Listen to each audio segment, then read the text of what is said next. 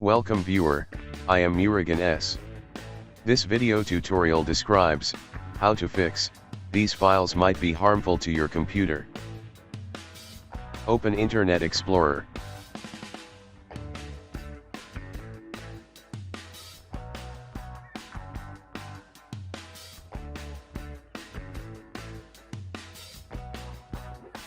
Click Settings gear icon. Click Internet Options.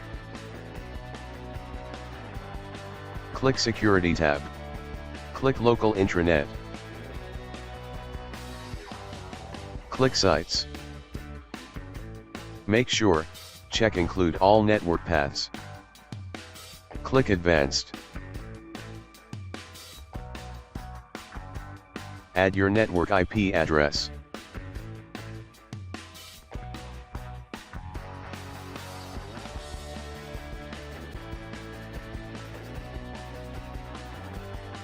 Click Close.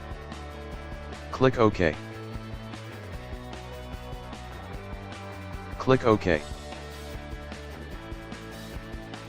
Thanks for watching.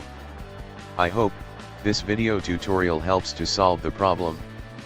Please like, share and don't forget to subscribe my channel. See you next video.